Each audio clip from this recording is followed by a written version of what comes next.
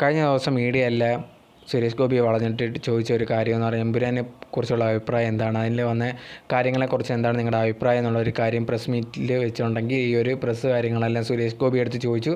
ആ സമയത്ത് സുരേഷ് ഗോപി പറഞ്ഞൊരു കാര്യം എന്ന് പറഞ്ഞാൽ നമ്മളിപ്പം വന്നേക്കുന്ന ഒരു നല്ല കാര്യത്തിനാണ്, നല്ല കാര്യങ്ങൾ മാത്രം സംസാരിക്കുക, അല്ലാതെ വേറെ ഒരു കാര്യത്തെപ്പറ്റി സംസാരിക്കാൻ എനിക്ക് താല്പര്യമില്ല എന്ന് പറഞ്ഞ് പോരുന്നു. അതിനുശേഷം ഭയങ്കരമായിട്ട് കമൻസും കാര്യങ്ങളൊക്കെ വന്നിട്ടുണ്ടായിരുന്നു.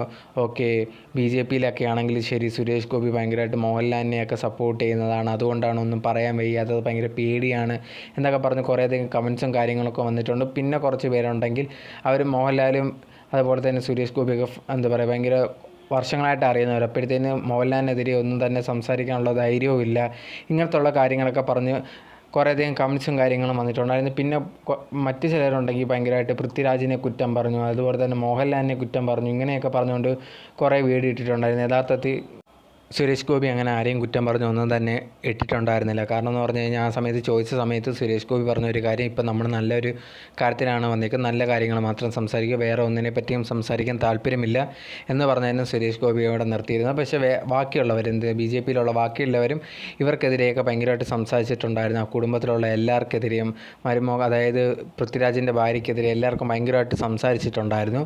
പക്ഷേ സുരേഷ് ഗോപി അങ്ങനെയൊന്നും സംസാരിക്കുകയൊന്നും തന്നെ ചെയ്തിട്ടുണ്ടായിരുന്നില്ല. ഇപ്പം സംസാരിക്കാൻ അതിനെപ്പറ്റി താല്പര്യമൊന്നുമില്ല, നമുക്ക് നല്ല കാര്യങ്ങൾ സംസാരിക്കാമെന്ന് പറഞ്ഞിട്ടാണ് നിർത്തിയിരുന്നത്.